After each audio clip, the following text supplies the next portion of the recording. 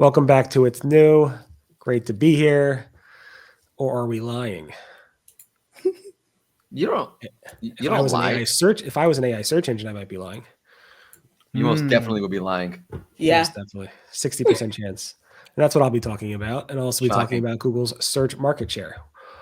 Yeah, it is shocking. Very shocking. Anu, what do you got for us? We've got the latest on Google Marketing Live, as well as some message assets for PMax. And Greg? Round and round we grow as Google's testing expandable shopping ad carousels. And Mordy, I'd ask you, but I can't figure out which direction you are, so I'm just going to skip over you right now.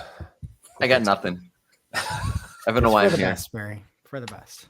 It's all for the best, for sure. All right. So a new report from the Columbia Journalism Review came out saying that AI search engines pretty much just lie all the time.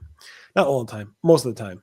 It said about 60% of the queries resulted in incorrect answers across different platforms. The level of inaccuracy varied. Perplexity was 30% of the time was only 30% of the time was inaccurate, which is the lowest of all of them.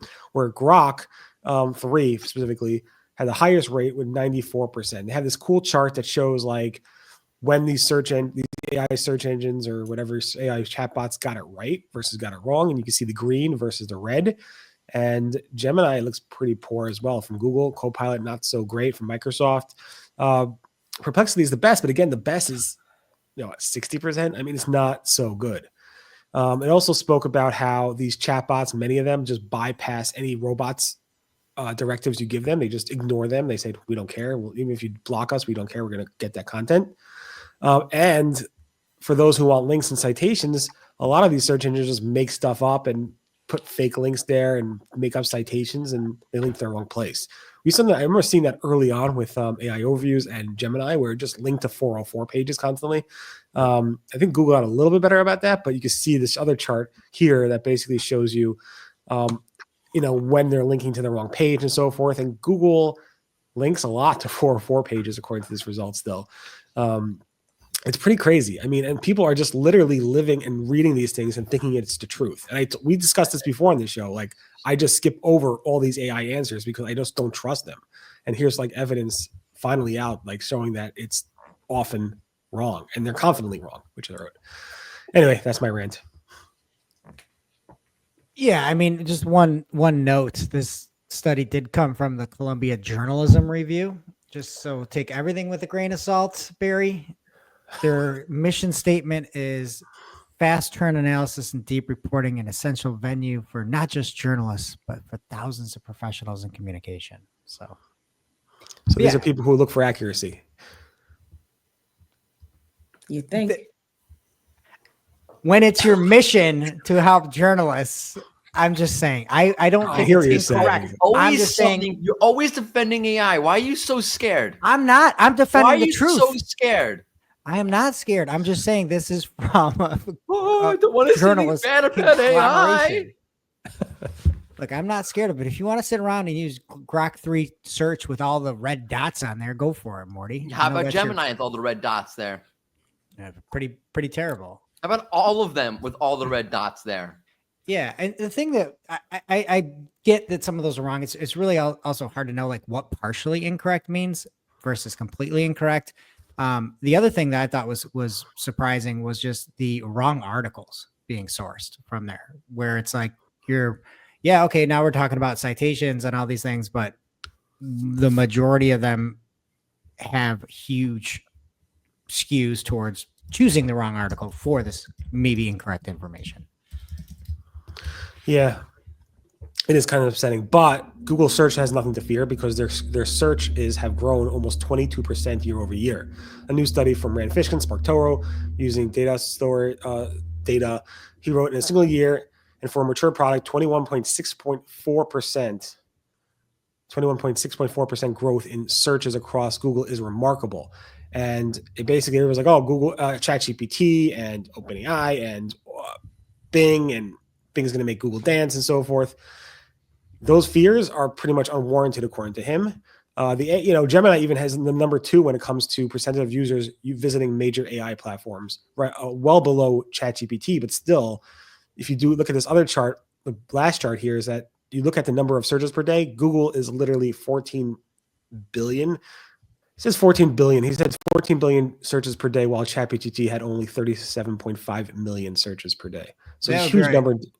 14 billion equals out to 5.1 trillion. Yeah, so that makes sense. Yeah. So again, Google has nothing to worry about. Google, just keep doing what you're doing. Give us great search results.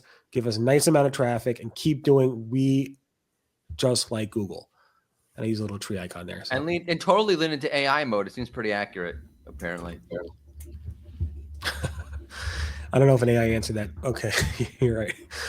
All right, Nu, what do you got for us? Sure. So a day that most paid marketers revolve their whole career around. Greg, correct me if I'm wrong. We've got Google Marketing Live on May 21st this time. Before it's usually on a Thursday. This time it's on a Wednesday. I don't know if that makes any difference to anyone. But yeah, they are preparing us for more AI advancements. Surprise, surprise, on search, YouTube, and more. We've got the VP of Ads who shared a letter previewing some of the things they're going to come out with, which is all going to be about AI and more. This is weird because Google I/O is May 20th and 21st, so they're going to overlap with I/O. Possibly. Oh, yeah. Possibly. Why would they do that? Oh, no. It never overlaps.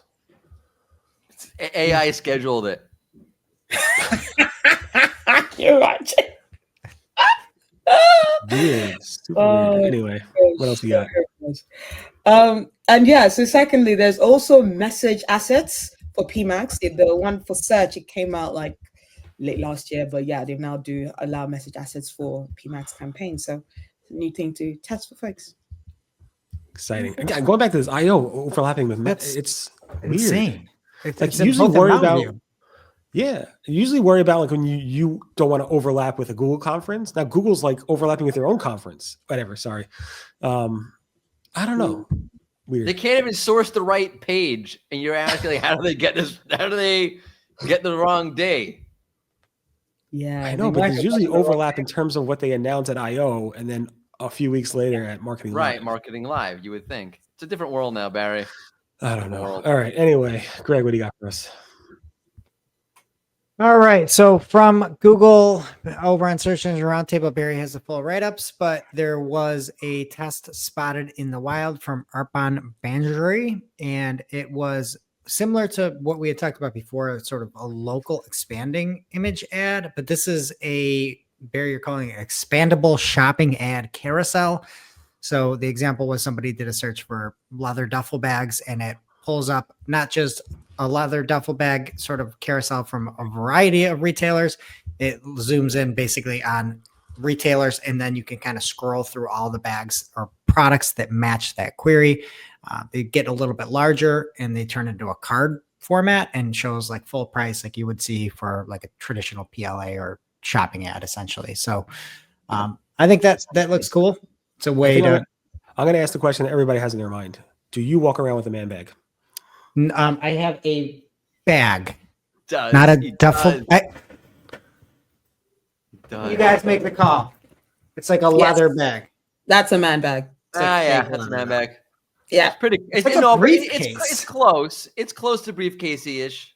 I have to carry my computer somewhere. I don't want a purse. This is like a briefcase. Why don't you want a purse? What's wrong with the purse? That's not a purse. I don't have enough swag to carry off a purse. To be fair, that is like a big purse. I mean, I would like that's how do I would carry respect you more if you had a purse. I need to carry a charger and a computer. Like, where am I supposed to? A backpack? Is that what I got to do? I do a backpack. Most of the time it's backpacks. Otherwise, it's a purse. Is AI telling you what you should carry your computer in? Because I just go with the backpack.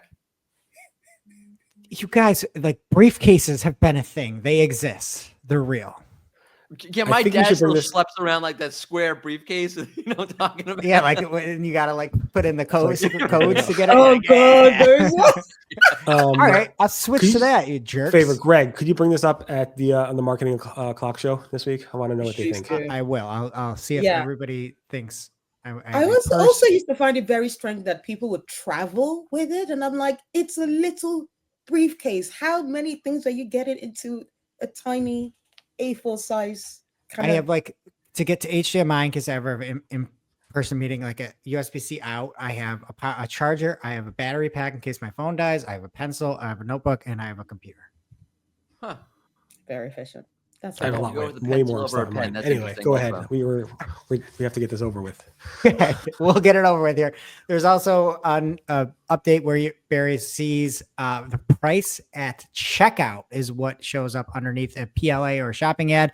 Arpjon Banjuri saw this as well, with as Adrian Decker shared it. Additionally, I don't know why there's a price at checkout at all. Google is so stringent with Merchant Center pricing. If your prices don't match, they will kick that product right out. You will not be able to make it to auction. I do not know what this is. Google is very, very, very strict with pricing. So this is just dumb to me. We don't need this. If you are like $1 off, if your shipping is off, you're booted right out of auction. So I don't know why. I think that's great.